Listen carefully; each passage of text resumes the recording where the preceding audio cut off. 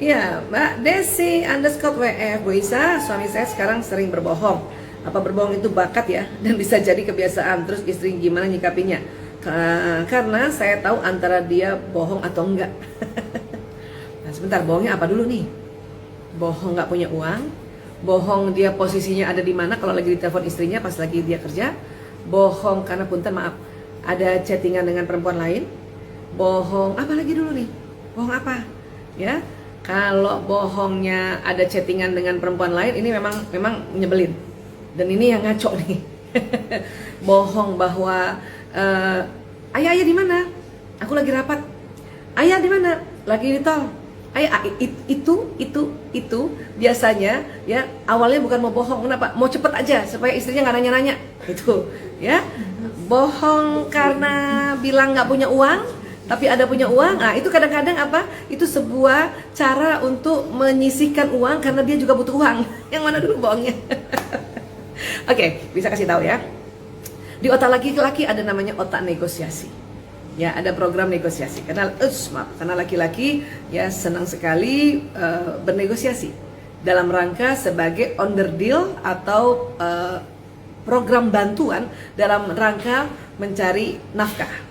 Ya, itu namanya program negosiasi, negotiator dia ya. Nah, cuman karena mungkin entah kenapa sebelum-sebelumnya ada problem yang kita nih ya selalu bilang sama dia, kamu bohong ya, kamu bohong ya, kamu bohong ya, kamu bohong ya, kamu bohong ya. Nah, hati-hati, itu terekam di otaknya, akhirnya dia berbohong. Ya. Dulu Bu Isa sering dengar Ayah Toto bilang sama teman-teman kerjanya bahwa dia bisa, ya walaupun dia dokter ya, misalnya dia bisa punya mengadakan pengadaan barang-barang lain gitu ya, yang bukan kaitannya dengan barang kesehatan. Dalam hati Bu Isa, kok bohong ya, gitu ya, kok bohong ya.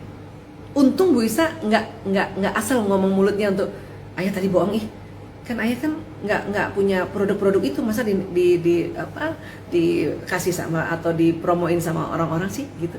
Untung waktu itu ya Bu Isa bersyukur juga ya, Bu Isa ini orang damai yang nggak suka asal nyeplak gitu ya, bersyukur banget punya watak kayak gitu ya, diem aja gitu ya. Tapi dalam hati ini mulai kok dia bohong ya, kok dia suka bohong ya kalau cerita ya, kok dia suka gitu ya. Padahal itu sebetulnya dia negosiasi, dia sedang cerita bahwa ya saya bisa kok punya produk-produk itu. Karena laki-laki akan berpikir bahwa gampang, nanti saya cuma telepon teman saya aja dulu, nanti saya bilang bahwa saya punya produk kayak gini kan gitu ya. Nah jadi seperti itu sebetulnya. Hanya itu tadi ya, hal-hal kejadian-kejadian luar biasa yang membuat kita perempuan suka bilang dia kamu bohong ya, bohong, bohong banget nih dia, bohong. Maka itu terjadi ya. Kecuali itu tadi ya, yang satu yang bisa bilang ya punya gebetan terus dia bohong. Itu kalau itu perlu dibahas benar-benar tuh. Ya, perlu dibahas benar-benar. Oke. Kalau selebihnya stop prasangka bohong kita kepada mereka. Bilang ganti, oh suami saya sedang negosiasi. Oh, dia sedang berdiplomasi. Nah, itu jauh lebih bijaksana. Oke. Next, berikutnya. Siapa nih? Fauziatul. Bagaimana pendapat ibu tentang suami yang ingin istrinya bekerja? Lalu apa ada efek dari segi psikologis jika istri tetap bekerja? Mengingat fisiologis otak istri kurang sesuai untuk mencari nafkah. Nah ini Bu Isa nih, Ayah Toto pengen banget Bu Isa kerja. Kenapa coba? Saya tanya waktu itu, waktu di awal-awal ya, waktu kami menikah, Bu Isa waktu menikah itu usia 23 tahun ya. Kemudian Ayah Toto udah bilang, saya maunya istri saya kerja. Ya. Ini waktu umur segitu belum tahu tentang watak, belum tahu tentang hasrat dan sebagainya.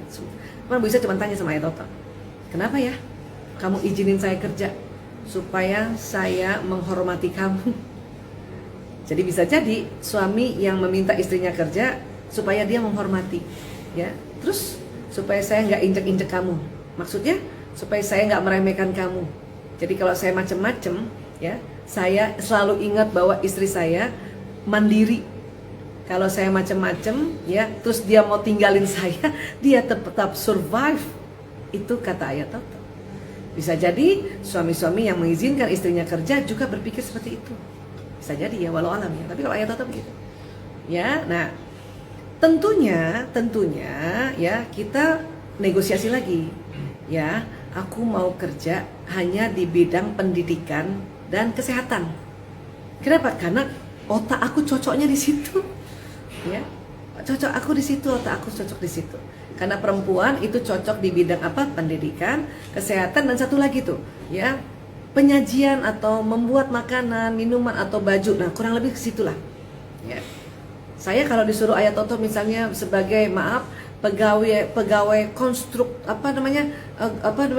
jembatan layang kah, atau kerjaan-kerjaan yang kaitannya konstruksi alat berat kah, itu nggak sanggup.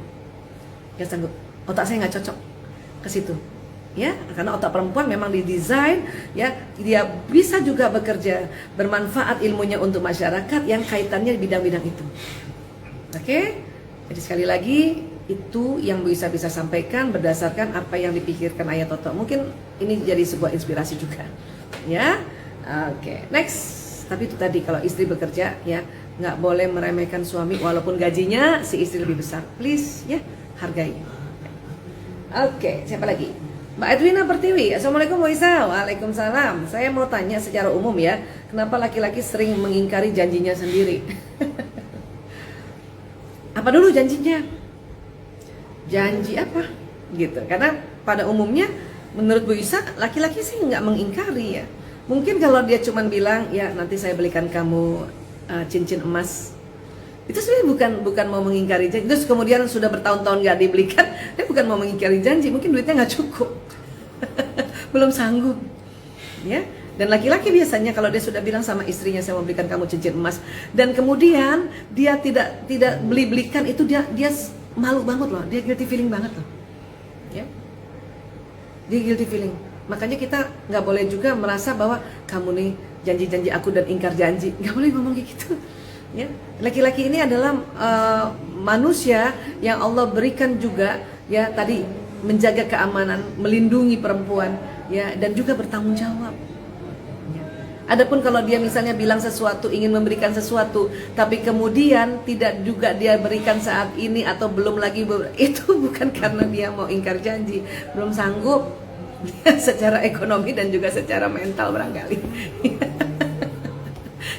Bisa aja Ayah Toto selalu bilang, saya nggak pernah beliin kamu apa-apa. Loh, saya bilang, loh, siapa bilang? Betul tuh, buktinya saya nggak beliin kamu emas apa. Oh, itu ada emas, ada 4 emas. Apa? Emas lanang, emas priok, emas kakung, emas jaler. Apa nggak cukup tuh? Lebih dari cukup, Masya Allah. Oke, ya, baik.